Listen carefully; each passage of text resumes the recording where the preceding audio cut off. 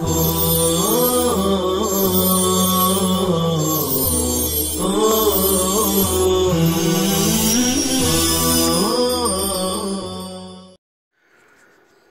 للہ رب العالمین والصلاة والسلام علی سید المرسلین وعلی آلہ وصحبہ اجمعین، اما بعد، بسم اللہ الرحمن الرحیم۔ فإن قتل المشتری العبد او کان طعاما فأکلہ لم يرجع بشيء عند أبي حنيفة رحمه الله تعالى. أما القتل فالمذكور ظاهر الرواية. وعن أبي يوسف رحمه الله أنه يرجع، لأن قتل المولى عبده لا يتعلق به حكم دنيوي فصار كالموت حتف أنفه فيكون إنهاء. ووجه الظاهر أن القتل لا يوجد إلا مضمونا، وإنما يسقط الضمان هاهنا باعتبار الملك فيصير كالمستفيد به عوضا بخلاف الإعتاق، لأنه لا يوجب الضمان لا محالة كإعتاق المعسر عبدا مشتركا. وأما الأكل فعلى الخلاف، فعندهما يرجع بالنقصان وعنده لا يرجع استحسانا. وعلى هذا الخلاف إذا لبس الثوب حتى تخرق لهما أنه صنع في المبيع ما يقصد بشرائه ويعتاد فعله فيه فأشبه الإعتاق، وله أنه تعذر الرد بفعل مضمون منه في المبيع فأشبه البيع والقتل، ولا معتبر بكونه مقصودا. ألا ترى أن البيع مما يقصد بالشراء ثم هو يمنع الرجوع، فإن أكل بعد الطعام ثم علم بالعيب فكذا الجواب عند أبي حنيفة رحمه الله تعالى، لأن الطعام كشيء واحد فصار كبيع البعض. وعندهما أنه يرجع بنقصان العيب في الكل، وعنهما أنه يرد ما بقي لأنه لا يضره التبعيض. عبارت کا ترجمہ: پس اگر مشتری نے غلام کو قتل کر دیا یا کھانا تھا اس کو کھا لیا، تو حضرت امام ابو حنیفہ رحمۃ اللہ علیہ کے نزدیک کچھ واپس نہیں لے سکتا۔ بہرحال قتل کی صورت میں جو حکم مذکور ہے وہ ظاہر روایت ہے، اور حضرت امام ابو یوسف رحمۃ اللہ علیہ سے مروی ہے کہ مشتری نقصان عیب واپس لے سکتا ہے، کیونکہ مولا کے اپنے غلام کو قتل کرنے کے ساتھ کوئی دنیاوی حکم متعلق نہیں ہوتا ہے۔ پس یہ ایسا ہو گیا جیسے اپنی موت مر جانا، تو اس سے ملکیت پوری ہو جائے گی۔ اور ظاہر روایت کی وجہ یہ ہے کہ قتل نہیں پایا جاتا مگر مضمون ہو کر، زمان لازم ہو کر، اور یہاں زمان ملک کی وجہ سے ساقط کیا جائے گا، پس مولا اپنے ملک سے عوض حاصل کرنے والے کے مانند ہو جائے گا، برخلاف آزاد کرنے کے، کیونکہ آزاد کرنا لا محالہ بالیقین زمان کا موجب نہیں ہے، زمان کو واجب نہیں کرتا ہے۔ جیسے عبد مشترک کو تنگ دست شریک کا آزاد کر دینا، اور رہا کھانا تو وہ مختلف فی ہے۔ صاحبین کے نزدیک نقصان عیب واپس لے لے گا، اور حضرت امام ابو حنیفہ رحمۃ اللہ علیہ کے نزدیک استحساناً واپس نہیں لے گا۔ اور اسی اختلاف پر ہے، جبکہ اس نے کپڑا پہنا یہاں تک کہ وہ پھٹ گیا۔ صاحبین کی دلیل یہ ہے کہ مشتری و خریدار نے مبیع میں وہی فعل کیا جو اس کے خریدنے سے مقصود ہے، اور اس میں ایسا کرنے کی عادت جاری ہے، اس لیے وہ آزاد کرنے کے مشابہ ہو گیا۔ اور امام صاحب کی دلیل یہ ہے کہ مبیع واپس کرنا متعذر ہو گیا، ناممکن ہو گیا، مشتری کی طرف سے مبیع کے اندر ایسا فعل کرنے کی وجہ سے جس کا ضمان واجب ہوتا ہے، پس یہ مبیع کو فروخت کرنے اور قتل کرنے کے مشابہ ہو گیا ہے، اور اس کا مقصود ہونا معتبر نہیں ہے۔ کیا نہیں دیکھتے ہوں کہ فروخت کرنا خریدنے سے مقصود ہوتا ہے، پھر فروخت کرنا رجوع بالنقصان کو منع کرتا ہے۔ پس اگر تھوڑا سا کھا لیا پھر عیب پر واقف ہوا تو حضرت امام ابو حنیفہ رحمۃ اللہ علیہ کے نزدیک یہی حکم ہے، کیونکہ طعام شیء واحد کے مانند ہے، پس یہ باز مبیع کو فروخت کرنے کی طرح ہو گیا۔ اور صاحبین سے روایت ہے کہ وہ کل طعام میں، پورے طعام میں نقصان عیب لے گا، اور صاحبین ہی سے ایک روایت یہ ہے کہ ما بقیہ کو واپس کر دے گا، کیونکہ طعام کا ٹکڑا کرنا مضر نہیں ہے۔ طلبہ عزیز، یہ آج کے درس کی عبارت اور اس کا ترجمہ ہوا۔ اب آئیے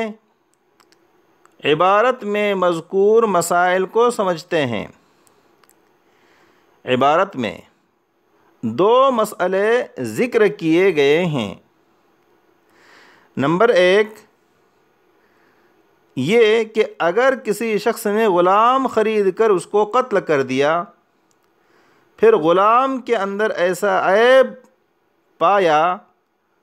جو عیب بائع کے پاس پیدا ہوا تھا، اس مسئلے میں حضرت امام ابو حنیفہ رحمۃ اللہ علیہ کے نزدیک بائع سے، سیلر سے مشتری و بائر کو نقصان عیب واپس لینے کا اختیار نہیں ہوگا، یہی ظاہر روایت ہے۔ اور حضرت امام ابو یوسف رحمۃ اللہ علیہ کے نزدیک بائر اور خریدار نقصان عیب واپس لے سکتا ہے۔ ایک روایت کے مطابق امام محمد بھی حضرت امام ابو یوسف کے ساتھ ہیں۔ دوسرا مسئلہ یہ ہے کہ ایک شخص نے کھانے کی کوئی چیز خرید کر اس کو کھا لیا، یا کپڑا خرید کر اس کو پہن کر پھاڑ ڈالا، پھر عیب پر مطلع ہوا، تو صاحبین کے نزدیک مشتری و بائر نقصان عیب واپس لے سکتا ہے۔ اسی کے قائل حضرت امام شافعی اور امام احمد ہیں رحمہم اللہ، اور یہی حضرت امام طحاوی رحمۃ اللہ علیہ کا مذہب مختار ہے۔ اور امام ابو حنیفہ رحمۃ اللہ علیہ کے نزدیک استحساناً رجوع نہیں کر سکتا۔ پہلے مسئلے میں حضرت امام ابو یوسف رحمۃ اللہ علیہ کی دلیل یہ ہے کہ مولا کا اپنے غلام کو قتل کر دینے سے کوئی دنیاوی حکم متعلق نہیں ہوتا، نہ مولا پر قصاص واجب ہوتا ہے اور نہ مولا پر دیت واجب ہوتی ہے۔ پس قتل کرنا ایسا ہو گیا جیسے غلام کا اپنے طبعی موت مر جانا۔ اور سابق میں یہ بات گزر چکی کہ غلام مبیع کے طبعی موت مر جانے کی صورت میں مشتری کو نقصان عیب واپس لینے کا اختیار ہوتا ہے۔ لہٰذا اس صورت میں بھی مشتری و خریدار اپنے بائع سے نقصان عیب واپس لے سکتا ہے، اور طبعی موت کی صورت میں نقصان عیب واپس لینے کا اختیار اس لیے ہے کہ طبعی موت مر جانا غلام کے اندر مولا کی ملک کا انتہائی حد کو پہنچ جانا ہے، تو گویا ملک موجود ہے مگر مبی کو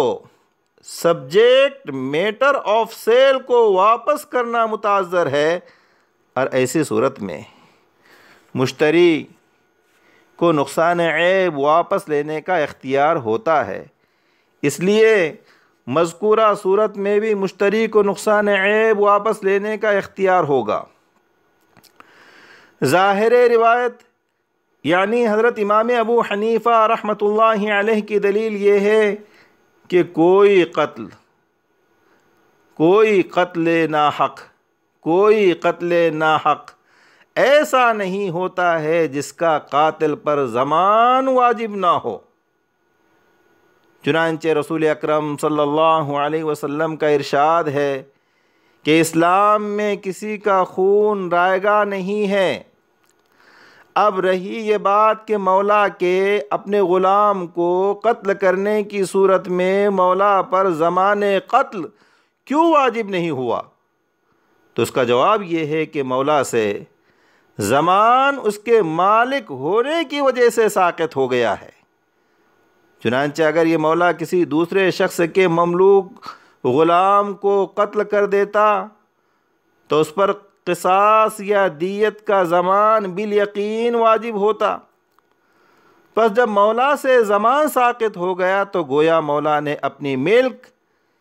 یعنی غلام کا عوض حاصل کر لیا ہے۔ بئی طور کے قتل عمد تھا تو مولا کی جان بچ گئی، اور اگر قتل خطا تھا تو مولا کے لیے دیت سلامت رہ گئی۔ پس یہ ایسا ہو گیا جیسا کہ مولا نے غلام خرید کر اس کو فروخت کر دیا ہو، اور غلام فروخت کرنے کی صورت میں مشتری نقصان عیب واپس لینے کا مجاز نہیں ہوتا، اس لیے اس صورت میں بھی نقصان عیب واپس نہیں لے سکتا۔ اس کے برخلاف اگر مولا نے غلام خرید کر آزاد کر دیا اور پھر عیب پر مطلع ہوا، واقف ہوا، تو مولا یعنی مشتری نقصان عیب رجوع کر سکتا ہے، کیونکہ آزاد کرنا کسی زمان کا موجب نہیں ہے۔ مثلا ایک غلام دو آدمیوں کے درمیان مشترک ہیں، ان میں سے ایک نے اپنا حصہ آزاد کر دیا اور اتفاق سے وہ تنگ دست بھی ہے، معسر بھی ہے، تو اس آزاد کرنے والے پر کوئی ضمان واجب نہیں ہوگا، بلکہ غلام اپنے ما بقیہ یعنی باقی نصف کو آزاد کرانے کے لیے سعی اور کسب کرے گا۔ پس غلام خرید کر اس کو آزاد کرنے سے یہ لازم نہیں آتا کہ مشتری نے اپنی ملک سے حقیقتاً یا حکماً کوئی عوض حاصل کیا ہے، اور جب عوض حاصل کرنا لازم نہیں آیا تو یہ فروخت کرنے کے مانند بھی نہیں ہوگا بلکہ موت کے مانند ہوگا۔ اور آپ نے پڑھا غلام مر جانے کی صورت میں عیب پر اگر مطلع ہوا تو رجوع بالنقصان کا حق ہوتا ہے، لہٰذا آزاد کرنے کی صورت میں بھی مشتری و بائر کو رجوع بالنقصان کا حق ہوگا۔ دوسرے مسئلے میں یعنی مبیع کوئی کھانے کی چیز تھی یا پہننے کی چیز تھی، مشتری نے اسے کھا لیا یا پہن کر پھاڑ دیا، میں صاحبین کی دلیل یہ ہے کہ مشتری نے مبیع یعنی معقول اور ملبوس کو اسی مقصد میں صرف کیا ہے جس مقصد کے لیے ان کو خریدا تھا، اور لوگوں میں یہ فعل یعنی کھانے کی چیز کو کھا لینا اور کپڑے کو پہن لینا معتاد بھی ہے۔ پس جب معقول کو کھا لیا اور کپڑے کو پہن کر پھاڑ ڈالا تو گویا ان چیزوں میں مشتری کی ملک کمال کو پہنچ گئی،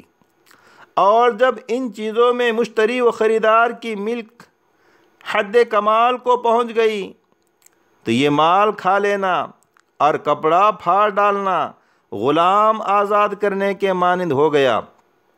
اور غلام آزاد کرنے کی صورت میں مشتری کو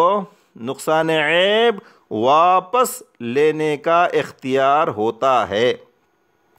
اس لیے مذکورہ صورتوں میں بھی نقصان عیب واپس لینے کا اختیار ہوگا۔ حضرت امام ابو حنیفہ رحمۃ اللہ علیہ کی دلیل یہ ہے کہ جب مشتری نے مبیع کو کھا لیا یا پہن کر پھاڑ ڈالا تو مبیع کا بائع کی طرف واپس کرنا مشتری کے ایسے فعل سے متعذر ہوا جس کا ضمان واجب ہوتا ہے۔ چنانچہ مشتری و بائر اگر دوسرے کی مملوکہ چیز کو کھا لیتا یا دوسرے کے کپڑے کو پہن کر پھاڑ ڈالتا تو اس پر مالک کے لیے یقیناً ضمان واجب ہوتا، مگر چونکہ یہاں مشتری خود مالک ہے اس لیے اس سے ضمان ساقط ہو گیا، پس گویا مشتری و خریدار نے اپنی ملک یعنی مبیع سے عوض حاصل کر لیا ہے، اور جب مشتری عوض حاصل کرنے والا ہو گیا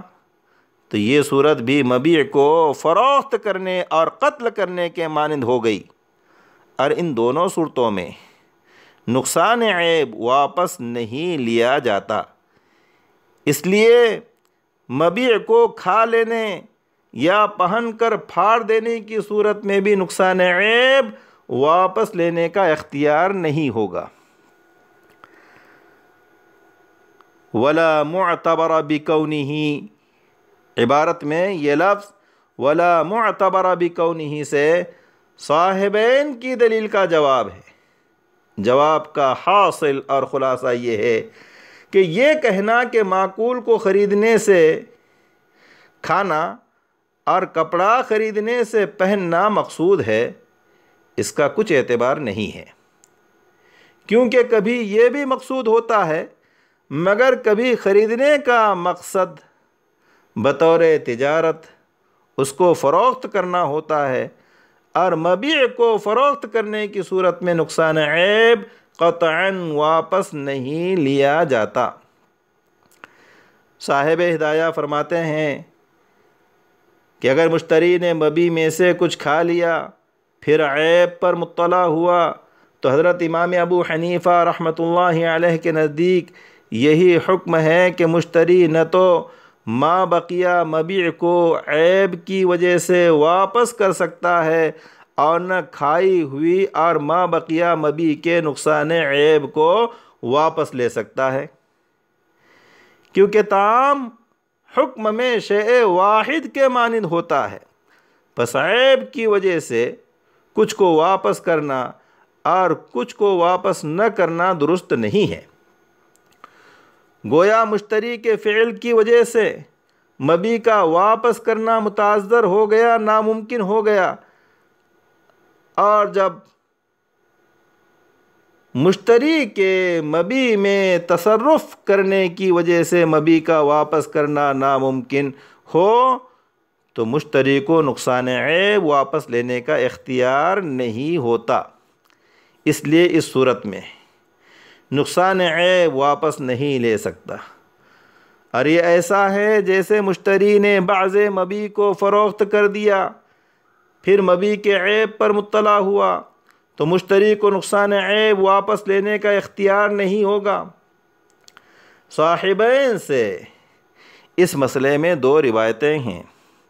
ایک روایت تو یہ ہے کہ مشتری کو کل طعام، پورے طعام کا نقصان عیب لینے کا اختیار ہے، یعنی جس قدر کھا لیا اس کا نقصان عیب بھی لے گا اور جو باقی ہے اس کا نقصان عیب بھی لے گا، اور باقی مقدار کا بائع کی طرف واپس کرنا جائز نہیں ہوگا، کیونکہ تمام شے واحد کے حکم میں ہیں، پس ٹکڑے ٹکڑے کر دینے سے اس میں عیب جدید پیدا ہوگا، اور عیب جدید یعنی مشتری کے قبضے میں جو عیب پیدا ہوتا ہے اس کے ہوتے ہوئے عیب قدیم کی وجہ سے بائع کی طرف مبیع واپس نہیں کی جا سکتی، اس لیے باقی مبیع کا واپس کرنا درست نہیں ہے۔ اور صاحبین کے نزدیک اگر مشتری پوری مبیع کو کھا جاتا ہے تو اس کو رجوع بالنقصان کا حق تھا، پس جب بعض مبیع کو کھا لیا تو بدرجہ اولا رجوع بالنقصان کا حق ہوگا۔ اور دوسری صورت یہ ہے کہ مشتری خیار عیب کی وجہ سے ما بقیہ طعام تو واپس کر دے اور جس قدر کھا چکا ہے اس کا نقصان عیب لے لے، کیونکہ طعام کو ٹکڑے ٹکڑے کرنا مضر نہیں ہے، اور جب ٹکڑے ٹکڑے کرنا مضر نہیں ہے تو مشتری کے قبضے میں عیب جدید بھی پیدا نہیں ہوا، اور جب عیب جدید پیدا نہیں ہوا تو عیب قدیم کی وجہ سے ما بقیہ طعام واپس کرنے میں کوئی مضائقہ نہیں ہے، اور کھائی ہوئی مقدار میں چونکہ عیب کی وجہ سے مشتری کا نقصان ہوا ہے اس لیے اس کے بقدر نقصان عیب واپس لے گا۔ اکتفی علی ھذا والسلام علیکم ورحمۃ اللہ وبرکاتہ۔